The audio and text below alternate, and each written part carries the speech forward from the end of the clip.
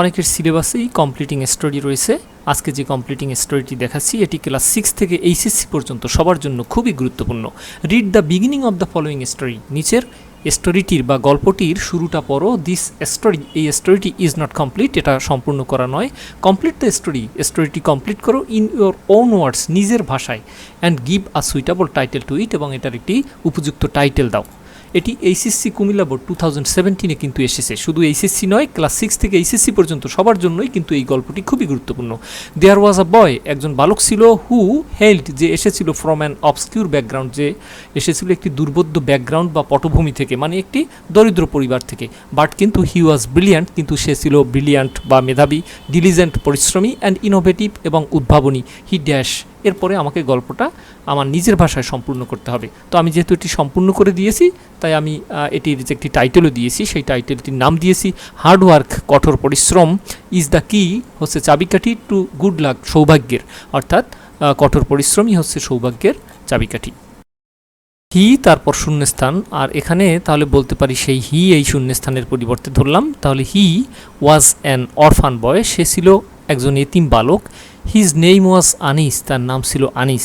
He was very poor, যে ছিল খুবই দরিদ্র। হি লিভড, সে বাস করত, ইন আসলাম, একটি বস্তিতে, near Kamalapur railway station, Kamalapur railway স্টেশনের, উইথ হিজ গ্র্যান্ডমাদার, তার দাদির সাথে। হিজ গ্র্যান্ডমাদার, তার দাদি, ওয়াজ নট এবল, যে সক্ষম ছিলেন না, টু বিয়ার, বহন করতে, হিজ এডুকেশনাল এক্সপেন্সেস, তার পড়াশোনার যে খরচাদি, সেই খরচাদি। সুতরাং he had to make a living by driving rickshaw, সুতরাং তাকে রিক্সা চালিয়ে জীবিকা নির্বাহ করতে হতো। হি ওয়াজ ভেরি ডিউটিফুল, সে ছিল খুবই কর্তব্যপরায়ণ, অ্যান্ড হার্ড ওয়ার্কার, এবং কঠোর পরিশ্রমী। He use to perform his duties, সে তার কর্তব্য পালন করত পারফেক্টলি, উপযুক্ত রূপে। After finishing the class in school, স্কুলে তার পড়াশোনা শেষ করে, he use to drive rickshaw, সে রিক্সা চালাতে চলে যেত। আর কলেজ টিচার, একজন কলেজ শিক্ষক, মিস্টার আহমেদ, যার নাম হচ্ছে Ahmed, got on his rickshaw one day, একদিন তার রিক্সায় উঠেছিল। আনিস ড্রু, আনিস আকর্ষণ করেছিল, হিজ অ্যাটেনশন, তার দৃষ্টি।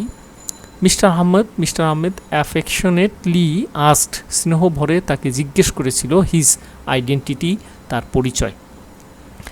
আনিস ফাইল রিপ্লাইং, আনিস যখন এর উত্তর দিয়েছিল, ওয়াজ সিম্পলি ক্রাইং, সে জাস্ট কান্না জুড়ে দিয়েছিল। Mister Ahmed realised that, mister Ahmed উপলব্ধি করেছিলেন যে আনিস ওয়াজ রিয়ালি আ হার্ড ওয়ার্কার, আনিস সত্যিই একজন কঠোর পরিশ্রমী, অ্যান্ড মেরিটোরিয়াস বয়, এবং একজন মেধাবী বালক। সুতরাং হি ডিসাইডেড, তিনি সিদ্ধান্ত নিয়েছিলেন, টু টেক হিজ রেসপন্সিবিলিটি, তার দায়িত্ব নেয়ার সিদ্ধান্ত নিয়েছিলেন। হি ব্রট দ্য বয় হোম, বালকটিকে তিনি বাড়িতে নিয়ে আসেন। মিস্টার আহমেদ, জনাব আহমেদ, কপেল, অর্থাৎ আহমেদ দম্পতি, হ্যাড নো চাইল্ড, তাদের কোনো সন্তান ছিল না। সুতরাং দে ব্রট হিম, তাকে তারা নিয়েছিল, লাইক দেয়ার সন, তাদের পুত্রের মতোই তাকে তারা নিয়েছিল বা গ্রহণ করেছিল। Mister Ahmed used to cover all the expenses of his studies, তার পড়াশোনার সমস্ত খরচ মিস্টার আহমেদ বহন করেছিলেন। The boy got a chance, বালকটি একটি চান্স পেয়েছিল, টু স্টাডি ওয়েল, ভালো একটি পড়াশোনার। She got GPA 5 in SSC or HSC exam, say SSC অথবা HSC এক্সামে GPA 5 পেয়েছিল। শিক্ষার্থী বন্ধুরা, আমাদের একটি গ্রুপ রয়েছে, ফেসবুক গ্রুপ কলেজিয়েট পাবলিকেশন, সেই গ্রুপটিতে তোমরা যোগদান করলে তোমাদের সুবিধা হবে, সব আপডেট সেখান থেকে পাবে। আর ভিডিওটিতে একটি লাইক অথবা কমেন্ট করবে। আজ এ পর্যন্তই, ভালো থেকো, সুস্থ থেকো, অনেক অনেক শুভকামনা রইল। চাইলে তোমরা বইগুলো সংগ্রহ করতে পারো, SSC HSC সবার জন্য খুবই গুরুত্বপূর্ণ বই। আল্লাহ হাফেজ।